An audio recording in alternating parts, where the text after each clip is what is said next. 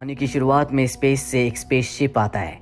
जिस स्पेसशिप से एक वायरस निकलता है और उस वायरस की वजह से इंसान म्यूटेंट में बदलना शुरू हो जाते हैं। इसीलिए बहुत सारे इंसान जिनके अंदर क्षमता होती है वो अर्थ को छोड़कर मार्स पर चले जाते हैं। पर अब भी अर्थ पर बहुत सारे लोग हैं। इन्हीं में एक होता है लीडर, जो बचे हुए इंसानों के साथ मिलकर अपनी एक आर्मी बनाता है और स्पेसशिप पर हमला करता है।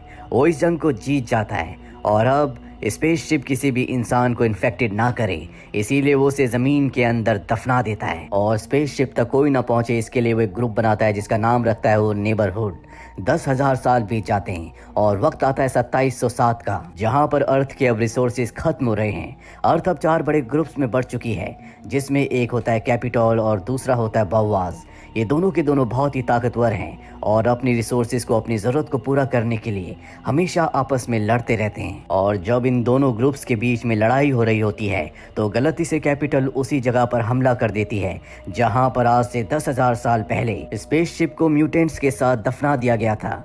और अब क्योंकि उसी जगह पर हमला हुआ है, इसीलिए एक बार फिर से वो स्पेसशिप के अंदर जो म्यूटेंट्स थे वो आज़ाद हो चुके हैं। वो बाहर निकलकर इन दोनों की आर्मी के ऊपर हमला कर देते हैं। ये बहुत ही खतरनाक होते हैं क्योंकि इनके हाथ खुद अपने आप में एक तलवार हैं। कैपिटल ग्रुप के कमांडर को लगता है कि म्यूटेंट बवास ग्रुप के हैं और बवास ग्रुप के कमांडर को लगता है कि ये कैपिटल ग्रुप के हैं, इसीलिए दोनों कमांडर आपस में लड़ने लगते हैं। पर तभी वहां पर म्यूटेंट्स आकर इन दोनों की आर्मी के कई लोगों को मार देते हैं, जिससे इन्हें समझ में आ जाता है कि ये दोनों के ही दुश्मन है, इसीलिए साथ मिलकर ये उनके ऊपर हमला करते हैं। वहीं दूसरी तरफ हमें नेबरहुड ग्रुप के सैम्यूल को दिखाया जाता है, जो कि अब नेबरहुड ग्रुप का लीडर है। इस ग्रुप को लीडर ने आज से 10,000 साल पहले बनाया था। उसके पास एक बच्ची आती है और एक लेटर देती है, जिससे उसे पता चलता है कि जमीन के अंदर जो स्पेसशिप था जिसके अंदर म्यूटेंट्स थे वहां से अब वो आजाद हो चुके हैं। इसीलिए वो एक कमरे के अंदर जाता है, जिस कमरे के अंदर वो किताब होती है जो आज से 10,000 साल पहले खुद लीडर ने लिखी थी। इस किताब का नाम होता है द क्रॉनिकल्स ऑफ म्यूटेंट। इस किताब में लिखा होता है कि म्यूटेंट्स को कैसे मारा जा सकता है। साथ ही इसमें यह भी लिखा होता है कि म्यूटेंट्स उन्हीं लोगों को अपने स्पेसशिप में ले जाते हैं जो इंसान जिंदा होते हैं या तो घायल होते हैं, ताकि वो उन्हें म्यूटेंट में बदल सकें और इन्हें कभी हराया नहीं जा सकता। और अब सैम्यूल चारों ग्रुप्स के लीडर के पास जाता है और उन्हें पूरी सिचुएशन से अवेयर करता है। कैपिटल का जो हेड होता है वो कहता है कि मैं कुछ लोगों को मार्स पर भेजने की तैयारी करता हूं, पर सैम्यूल कहता है कि हम सबको बचा नहीं पाएंगे और आज अगर अर्थ पर ये सारे के सारे म्यूटेंट्स इंसानों को मार रहे हैं तो जल्दी ये मार्स पर पहुंच जाएंगे और वहां पर भी इसी तरह से तबाही मचाएंगे। इसीलिए हमें इनका यहीं पर खात्मा करना होगा, जिसके लिए मुझे कुछ लोगों की जरूरत है। ये मिशन बहुत ही खतरनाक है और अब कुछ लोगों को चुना जाता है जो सैम्यूल का साथ देंगे। कैपिटल का जो हेड होता है वो सैम्यूल को अपने साथ ले जाता और कहता है कि मिशन बहुत खतरनाक है, इसीलिए इस मिशन में जो भी लोग तुम्हारा साथ देंगे उनके परिवार को सुरक्षित रखने के लिए मार्स पर भेज दिया जाएगा।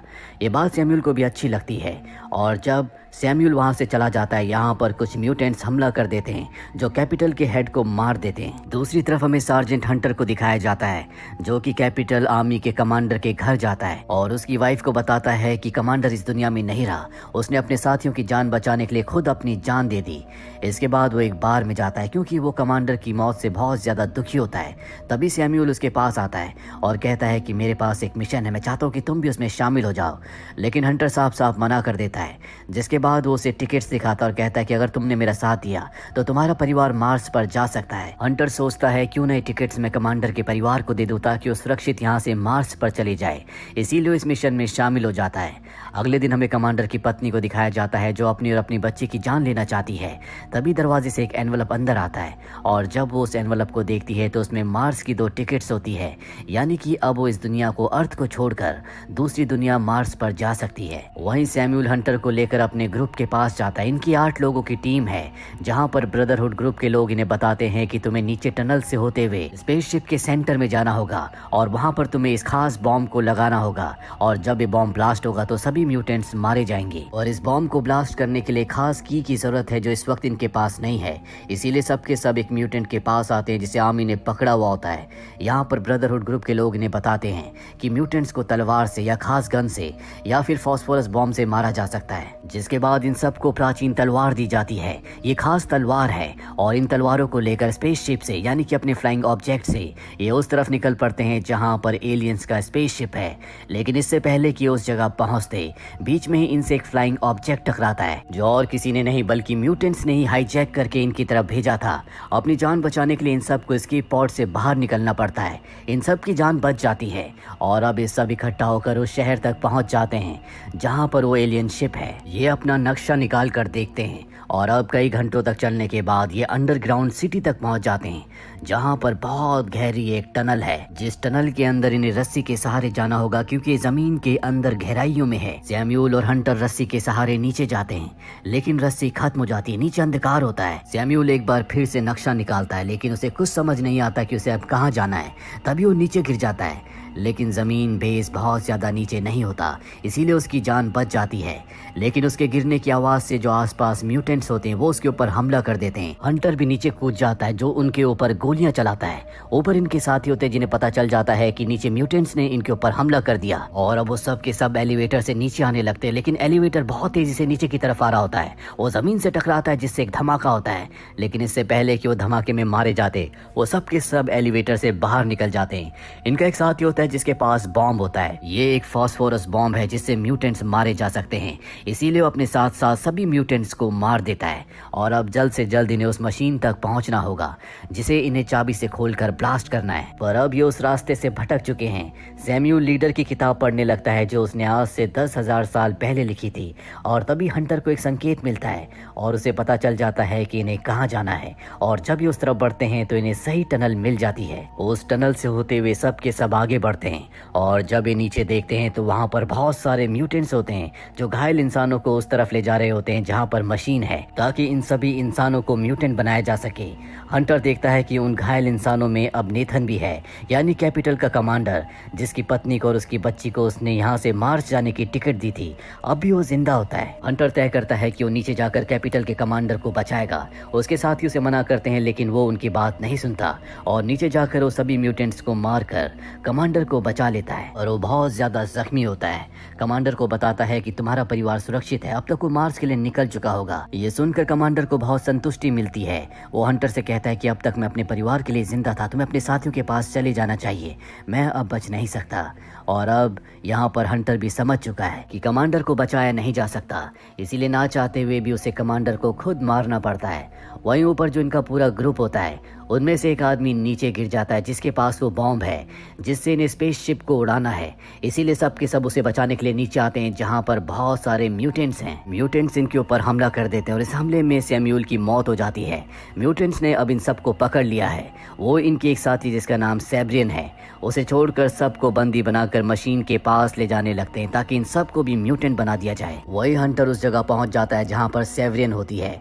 सेब्रियन हंटर को सब कुछ बता देती है। हंटर के पास किताब के फटे हुए पन्ने होते हैं। वो सेब्रियन से कहता है इन पन्नों को मुझे पढ़कर बताओ, पर सेब्रियन उन पन्नों को पढ़ नहीं पाती। वही म्यूटेंट्स को दिखाया जाता है जो इंसानों को एक घूमती हुई बेल्ट के ऊपर फेंकते हैं और जब एक चक्कर पूरा हो जाता है तो इंसान म्यूटेंट बन जाते हैं। यहाँ अब हंटर और सेवरी भी पहुंच जाते हैं। हंटर अपने साथी के साथ सेवरी और एक दूसरी लड़की को रस्सी के सहारे मशीन के सेंटर में भेजता है। पर अब यहाँ पर खतरा और भी बढ़ चुका है क्योंकि म्यूटेंट अंदर आ रहे होते हैं। साथ ही ब्लास्ट की वजह से सभी रास्ते बंद हो चुके हैं। इसीलिए इनका एक साथी अपना बलिदान देकर बहुत सारे म्यूटेंट्स को मार देता है। पर धमाके की वजह से हंटर मशीन के ऊपर गिर जाता है और इससे पहले कि वो मशीन से उठता मशीन के अंदर से रस्सियां निकलती और उसे जकड़ लेती है। साथ ही मशीन में रेडिएशन होता है जिससे हंटर को बहुत तकलीफ हो रही होती है। मशीन के अंदर से कुछ निकलता और उसके अंदर चिप्स डालना शुरू कर देता है। पर इससे पहले कि हंटर को पूरी तरह से म्यूटेंट में बदला जाता, हंटर अपने आप को आजाद कर लेता है और उस जगह पहुंच जाता है जहां पर सेवरी और उसकी साथी हैं, यानी कि मशीन के सेंटर में। इस वक्त हंटर आधा इंसान और आधा म्यूटेंट है। पर अच्छी बात ये होती है कि अब भी उसे अपने इंसानी दिमाग पर पूरी तरह से कंट्रोल होता है, इसीलिए मशीन के सेंटर पर बॉम्ब लगाता है। और तभी यहाँ पर एक म्यूटेंट आता है जो नी का साथी है जिसका नाम सैम्यूल है, जो कि सेवरिन के ऊपर हमला करना चाहता, पर सेवरिन फैसला करती है कि वो सैम्यूल के ऊपर हमला नहीं करेगी। वो अब पूरी तरह से म्यूटेंट है, इसीलिए सेवरिन को मार देता है जिससे सेवरिन की तलवार नीचे गिर जाती है। यहाँ हर तरफ म्यूटेंट्स और इंसानों की लड़ाई हो रही होती है और तभी हंटर हंटर उस तलवार के पास गिरता है जो सेवरिन के हाथ से गिरी थी, और जब हंटर उस तलवार को ध्यान से देखता है तो उसे समझ में आ जाता है कि जिस चाबी की उन्हें तलाश थी वो चाबी यही तलवार है। वो उस तलवार को उठाकर सैम्यूल के आर पार कर देता है, साथ ही तलवार को मशीन के सेंटर में डालकर बॉम्ब को ऑन कर देता है, और जैसे वो ऑन होती है मशीन एक स्पेसशिप में बदल जाती है और धरती से टेक ऑफ करने लगती है। जैसे जैसे मशीन यानी कि स्पेसशिप ऊपर जाने लगता है, जितने भी म्यूटेंट्स इंसान होते हैं वो दोबारा इंसान बनने लगते हैं। सैम्यूल जो पूरी तरह से एक म्यूटेंट बन चुका था वो भी अपनी इंसानी सेंसेस में वापस आने लगता है। वो हंटर से माफी मांगता है। हंटर पानी में कूदकर अपनी जान बचा लेता है, और स्पेसशिप के जाने के बाद जितने भी लोग म्यूटेंट्स बने थे वो दोबारा इंसान बनने लगते हैं। इसी के साथ ये फिल्म, ये कहानी यहीं पर खत्म हो जाती है। उम्मीद करते हैं कि ये कहानी आपको पसंद आई होगी।